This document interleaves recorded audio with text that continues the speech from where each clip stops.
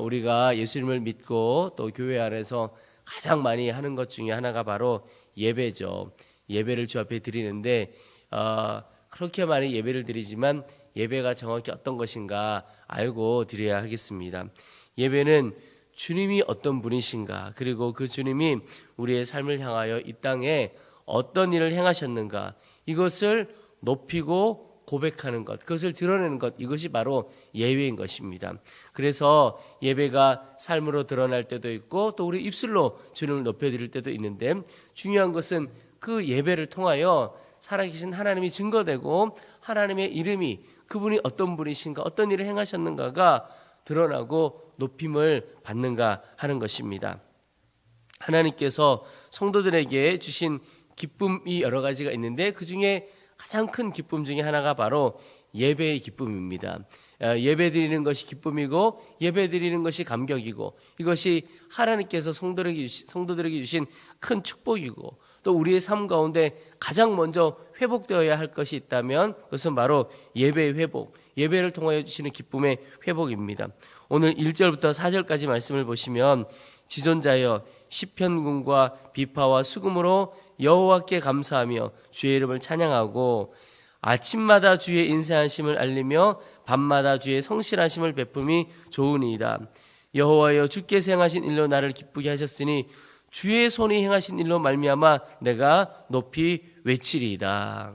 여러분, 오늘 이 시편 기자가 하나님이 어떤 일을 행하셨는지, 하나님께서 내 삶에 얼마나 놀라운 일을 행하셨는지 그것을 내가 높이고 드러내겠다라고 고백하고 있습니다. 여러분, 예수님을 섬겨가면서 우리 안에 예배를 통하여 주시는 기쁨이 늘 가득 넘쳐나게 되기를 축복합니다. 오늘 이 시편의 고백처럼 아침마다 저녁마다 또 늘 깨어 있을 때마다, 우리의 심령이 깨어 있을 때마다 하나님의 이름을 높여드리고 주를 바라볼 수 있게 되기를 소망하는 것입니다. 여러분, 예배의 회복이라는 것이 무엇일까요? 예배가 주님이 어떤 분이신지, 주님이 어떤 일을 행하셨는지를 높이는 것이 예배라고 했지요. 그래서 예배의 회복이라는 것은 이제 주님이 어떤 분이시고 주님이 어떤 일을 행하셨는가, 그것을 바라보는 눈을 회복하는 것이 바로 예배의 회복이라는 것입니다. 그래서 내 심령 안에 예배가 회복되어지면 내가 주님을 어떻게 바라보는가, 그 눈이 회복되어지는 것을 말하는 것입니다. 여러분, 예배 회복 이전에는 내 문제, 내 삶, 나의 것만 바라보며 살았습니다. 내가 늘 바라보는 것이 나의 환경, 나의 처지, 내 인생, 그것 자체가 나의 관심이었습니다. 문제투성이, 어려움투성이, 그런 인생만 바라보게 되는 것이죠. 그런데 주님을 바라보는 눈이 회복되어지면 어렵고 힘든 내 인생인 것 같지만, 그러나 내 인생 가운데도 하나님이 행하신 일들이 놀랍게 있구나, 하나님의 행하심을 바라보는 눈이 보여지게 되는 것입니다. 여러분, 예배의 회복이 바로 주님의 행하심을 바라보는 눈이 회복되어지는 것을 뜻하는 겁니다. 눈이 열리게 되면 이전에는 원망이었고 불평이었고 걱정이었고 염려였던 그런 일들이 사실은 그게 내 인생의 전부였습니다. 근데 눈이 열리고 보면 알고 보니까 이게 원망하고 불평할 것이 아니라 오히려 감사하고 은혜구나 라고 하는 것을 깨닫게 됩니다. 눈이 열리면 그렇게 되어지는 거죠. 하나님께서 내 삶에, 하나님은 나와 전혀 상관없고 오히려 하나님은 나를 힘들게 하고 어렵게 하는 분인 줄 알았으나, 그러나 그게 아니고 하나님이 나를 사랑하시고 하나님께서 내게 은혜 베푸신 하나님의 행하심이 참 놀랍다라고 하는 것을 깨닫게 되는 겁니다. 이게 눈이 열리게 되는 것이죠. 그래서 이 눈이 열리게 되면 정말 그런 고백이 나오는 겁니다. 고난이 어렵고 힘든 것만이 아니고 고난이 유익이구나, 고난을 통해서 배우는 것이 있구나, 감사하게 되는 겁니다. 부족함이 은혜구나, 오히려 나의 부족함을 통해서 하나님을 바라보게 되고 나의 부족함을 통해서 겸손하게 되어지는구나, 하나님의 은혜를 깨닫게 되는 거죠. 또 약함을 자랑하게 되는 것입니다. 이전에는 나의 약함은 그저 부끄러운 것이고 오히려 불평이고 원망일 것이었습니다. 그런데 하나님에 대한 눈이 열려지면 오히려 나의 약함 가운데 하나님의 강함이 드러나므로 오히려 이 약함이 자랑이 되는구나, 이렇게 바뀌어지게 되는 겁니다. 여러분, 주님에 대해서 눈이 열리면 내 인생의 모든 것이 다 은혜고 모든 것이 다 감사로 바뀌어지게 되는 역사가 있게 되는 겁니다. 이렇게 눈이 열리게 돼서 보여지면 그전에 하나님은 내 인생과 전혀 상관없는 것처럼 다른 사람의 인생 가운데 참 놀라운 일을 행하신 것 같지만 내 인생하고는 아무 상관없는 것처럼 느껴졌던 그 하나님께서 날마다 매 순간마다 사실은 내 삶에 놀라운 일을 행하셨구나. 나에게 말씀하신 적이 많으시고 지키시고 인도하시고 보호하시고 모든 순간이 하나님의 은혜고 날마다 주께서 역사하신 것을 깨닫게 됩니다.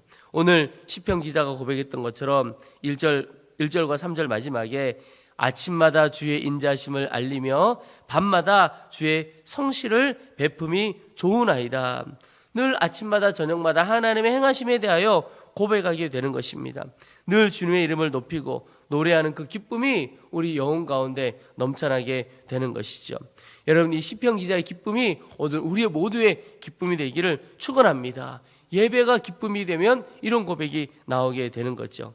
저는 목회를 하고 우리 교회를 섬겨가면서 우리 교회 또 우리 성도들 안에 예배가 절대로 형식적인 예배, 율법적인 예배가 되지 않기를 정말 간절히 기도합니다. 그 말은 예배가 축제처럼 우리 가운데 있는, 우리 안에 있는 기쁨을 드러내고 표현하는, 그리고 또 그 자체로 기쁨이 되어지기를 소망하는 것입니다. 제가 신앙생활 하면서 경험하는 것이기도 하고 또 말씀을 통해서 깨닫는 것이 형식적인 예배 또 율법적인 예배만큼 슬프고 안타까운 일이 없습니다. 왜냐하면 나는 하나님께 이렇게 예배했다고, 이렇게 많은 시간 동안 많은 횟수를 들여서 예배했다고 했지만 형식적인 예배, 율법적인 예배 하나님께서 받지 않으시기 때문에 그렇습니다. 우리는 이렇게 예배했다고 하는데 하나님은 네가 나를 언제 예배했냐고 말씀하시게 되는 겁니다. 이 얼마나 안타까운 일이겠습니까? 또한 형식적인 예배, 율법적인 예배는 그 안에 기쁨이 있고 하나님의 역사가 드러나지 않지요. 그 자체로 하나님이 주신 복을 거절하는 것이 되어집니다. 여러분, 꼭 우리가 함께 모여 예배하는 우리 예배뿐만 아니라 개인적인 영혼의 예배 안에서도 형식적인 예배, 율법적인 예배 다 떠나가고 오직 하나님 주시는 기쁨이 넘치는 축제와 같은 예배가 다 드려지기를 소망합니다. 교회에서도 가정에서도 정말 주님의 은혜와 기쁨이 넘치는 그런 예배를 드려야 하는 것입니다. 여러분, 그러려면 내 삶 속에 행하신 주님을 바라보아야 합니다. 주님의 역사를 바라보는 눈이 열려질 때 형식적이고 율법적인 예배는 떠나가고 기쁨의 축제 예배가 드려지게 되는 것입니다. 여러분, 내 안에 내 삶에 행하신 주님을 바라보고 그로 인하여 오직 감사하고 찬양해 보시기를 바랍니다. 오늘 이 새벽에 주께서 우리에게 먼저 기도하게 하시는 것이 있다면, 하나님, 이전에 여전히 나 자신을 바라보았던 그 눈을 이제 하나님을 바라보는 눈으로 바꿔주시고, 그래서 하나님이 내 삶에 얼마나 놀라운 은혜, 얼마나 놀라운 역사를 행하셨는지를 바라보는 눈을 열어주셔서, 그리고 이제는 오직 기쁨으로 예배하도록 예배의 기쁨을 회복시켜 주옵소서. 함께 그렇게 기도하기를 원합니다. 오늘 또 하나 하나님께서 기도하게 하시고 깨닫게 하시는 것이 있는데요, 그것은 악인의 흥함을 부러워하지 말라는 것입니다. 여러분, 우리가 인생을 살아가면서 마음에 좀 억울한 마음이 들고 분노가 일어날 때가 있습니다. 그때가 어떤 때냐면 바로 악인이 흥하게 되는 것입니다. 악인이 잘 되는 것입니다. 아니, 저 사람은 말씀대로 살지 않고 주님을 높이지도 않고 자신을 높이고 자기 마음대로 살고 또 심지어 세상 법까지도 어떻게 제대로 지켜가지 않고 그렇게 막 살아가는 것 같은데 잘 되는 것처럼 보이는 겁니다. 그렇게 보이고 오히려 하나님의 뜻대로 살아가고 하나님의 말씀대로 살아가는 사람은 잘 되어지지 않는 것처럼 보일 때, 그럴 때 마음이 막 억울한 마음도 들고 불안 마음이 듭니다. 왜 하나님께서 그들을 하나님의 말씀대로 살지 않고 하나님의 뜻대로 살아가지 않는 사람들을 그대로 두는지 잘 이해되어지지가 않습니다. 그러나 여러분, 주님의 생각이 깊다고 오늘 말씀하고 있습니다. 오늘 5절에 여호와여, 주께서 행하신 일이 어찌 그리 크신지요, 주의 생각이 매우 깊으시니이다. 이 말은 우리가 하나님의 역사에 대해서, 하나님의 뜻에 대하여 다 알기 어렵다, 이해하기 어려울 때가 있다는 겁니다. 6절에 어리석은 자도 알지 못하며 무지한 자도 이를 깨닫지 못하나이다. 여러분, 우리가 볼 때는 하나님께서 왜 악인의 흥함을, 악인이 잘 되는 것을 그대로 내어두실까 이해가 되지 않고, 오히려 주님을 정말 믿는 자들이 고생하고 힘들게 살아갈 때가 있는데 왜 그렇게 하시는지 이해가 되지 않을 때가 있습니다. 그러나 지금 당장 우리 눈에 보기에 악한 자들이 더 잘 되는 것처럼 보여도 부러워할 것이 아닌 것은 결국은 그들이 멸망길로 가기 때문에 그렇습니다. 지금은 왜 그들이 잘 되는지 이해되지 않아도 마지막은 주님이 보여주신다는 거죠. 7절에 악인들은 풀같이 자라고, 너무너무 잘 자란 뜻이죠. 악을 행하는 자들은 다 흥왕할지라도 영원히 멸망하리다.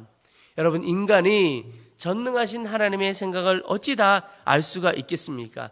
악인들이 지금은 왜 잘 되는지 다 이해하지 못하도 분명한 것, 마지막은 분명합니다. 다 멸망하게 된다는 것입니다. 그래서 악인의 흥함을 부러워하지 않을 것은 결국은 다 멸망길로 가는 겁니다. 그것을 부러워할 이유가 없는 것이죠. 그래서 우리는 우리의 지금의 삶이 다 이해되어지지 않는다 하더라도 주님께서 왜 우리에게 이런 삶을 허락하시는지 이해되어지지 않는다 하더라도 오직 주님의 뜻을 따라가고 주의 인도하심을 따라가는 것입니다. 그게 믿음입니다. 다 보이지 않아도 주님 믿음으로 한 걸음 한 걸음 나아가는 겁니다. 이스라엘 백성들이 요단강을 건널 때가 있었습니다. 그때 요단강을 건널 때 이스라엘 백성들은 한꺼번에 그 요단강이 다 갈라지고 나서 건넌 것이 아닙니다. 제사장들이 언약궤를 메고 한 걸음 한 걸음 내디딜 때에 흘러내려오던 물이 멈췄다고 그랬습니다. 그리고는 건너간 겁니다. 홍해를 건넌 것과 다릅니다. 홍해는 한꺼번에 물이 쫙 갈라져서 그냥 막 달려간 겁니다. 근데 요단강은 믿음을 갖고 한 걸음 한 걸음 내디딜 때 흘러오는 내리 멈춰섰고, 그리고 그 길을 건너갈 수가 있었던 것이죠. 마지막을 끝까지 보여주지 않으셨다는 것을 볼 수가 있습니다. 여러분, 우리가 주의 인도하심을 따라가다 보면 마지막이 잘 보여지지 않을 때가 많습니다. 그저 안갯길처럼 걸어갈 때가 많고, 주님이 나를 도대체 어디로 이끌어 가시는가, 이 길이 맞는 것인가, 이렇게 의아하고 확신이 들지 않을 때가 많습니다. 그러나 여러분, 다 이해되어지지 않아도 하나님은 나를 가장 좋은 길로 인도해 가실 것을 믿고, 하나님의 선하심을 믿고 주님 뜻 가운데, 주의 인도하심 가운데 한 걸음 한 걸음 나아가는 것입니다. 안갯길 같을지라도 한 걸음 한 걸음 주의 인도하심을 따라 나아가면, 이해되어지지 않아도 그 길을 나아가면 돌이켜보면, 아, 하나님께서 나를 이런 뜻으로 이 길을 가게 하셨구나, 결국은 하나님께서 이 길을 가게 하시려고 우리를 이끌어 오셨구나, 오히려 감사하고 기뻐하게 되는 그날에 오게 될 것입니다. 여러분, 오늘도 하나님 다 이해되지 않아도 오직 주의 선하심을 믿고 온전히 주의 뜻 가운데 가기를 원합니다. 함께 기도하기를 소망합니다. 오늘 마지막으로 주께서 기도하게 하시는 것이 있는데, 그것은 바로 주님께 모든 것을 온전히 맡기는 삶을 살라라고 하는 것입니다. 오늘 13절에 의인들의 삶을 말씀하시면서 이는 여호와의 집에 심겼으며 우리 하나님의 뜰 안에서 번성하리로다, 이렇게 말씀하고 있습니다. 여러분, 오늘 말씀에 여호와의 집에 심겼다 이렇게 표현하고 있습니다. 여러분, 여호와의 집에 심겼으면 누가 돌보겠습니까? 하나님이 돌보시는 거죠.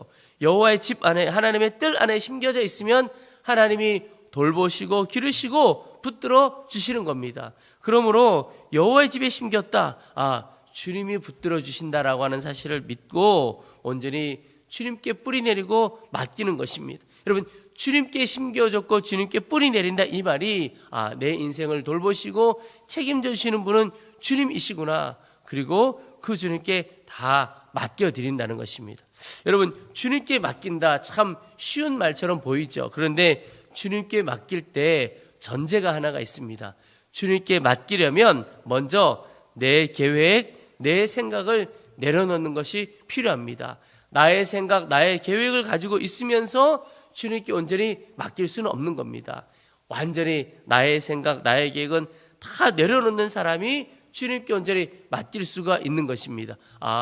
내 힘으로는 한순간도 살아갈 수가 없고, 내 생각과 내 계획은 정말 어리석은 길이고 아무것도 아니구나 라고 깨닫고 다 내려놓는 사람입니다. 그런데 그렇게 나의 생각, 나의 계획을 내려놓고 주님께 다 맡기는 사람. 그러니까 내가 계획하지 않는 겁니다. 오늘의 삶과 내일의 삶을 내가 계획하지 않고 그저 주님께 다 맡기고 나아가는 거죠. 근데 그가 바로 믿음의 사람이고 하나님께서 축복하시는 의인입니다. 근데 주님께서 그를 번성케 하시겠다고 말씀하고 계세요. 오늘 12절에 의인은 종려나무 같이 번성하며 레바논의 백향목 같이 성장하리로다. 여러분, 여기 의인이 누구입니까? 하나님의 집에 심겨진 사람, 주님께 뿌리 내린 사람, 주님께 온전히 맡긴 사람, 그 사람이 바로 의인인데 그를 하나님께서 놀랍게 번성케 하시겠다. 오늘 또 14절에도 놀라운 말씀이 그는 늙어도 여전히 결실하며 진액이 풍족하고 빛이 청청하니 그랬습니다. 사람의 연수와 상관없이 육체의 나이와 상관없이 하나님이 그 인생 가운데 귀한 열매를 맺으시고 놀라운 은혜를 계속해서 베풀어 주시겠다는 하나님의 약속입니다. 여러분, 오늘도 주님께 온전히 뿌리 내린 사람 되시기를 축복합니다. 내 생각, 내 계획 다 내려놓고 하나님께 온전히 맡기며 나아가게 되기를 축복합니다. 내 인생뿐만 아닙니다. 우리의 자녀들, 우리의 가정, 모든 것 다 주님께 맡길 때 주님께서 친히 걸음걸음 인도하시고 놀라운 하나님의 은혜의 역사를 부어 주실 것입니다. 우리 이제 말씀을 붙들고 기도하겠습니다. 먼저 기도할 것은 예배의 기쁨을 위해서 기도하겠습니다. 하나님, 이제는 주의 행하심을 바라보는 눈을 열어주셔서 예배의 기쁨을 우리 가운데 온전히 회복시켜 주옵소서 기도하겠습니다. 우리 두 번째는 하나님, 악인의 흥함을 부러워하지 않게 하시고 우리의 삶이 다 이해되어지지 않아도 오직 주의 선하심을 믿고 한 걸음 한 걸음 주의 뜻을 따라 나가는 자가 되어지도록 도와주옵소서. 우리 세 번째는 하나님, 오직 주님의 집에 심겨지고 주님께 뿌리 내린 자가 되어지기를 원합니다. 주님께 온전히 맡기기를 소망합니다. 내 계획과 내 생각 다 내려놓고 한순간 한순간 하루하루 주님께 온전히 맡기며 주를 따라 사는 자가 되어지도록 도와주셔서 하나님의 은혜를, 하나님의 풍성하심을 마음껏 누리도록 도와주옵소서. 우리의 주의 이름을 한번 부르고 오늘 주신 말씀 붙들고 간절한 마음으로 함께 기도하겠습니다.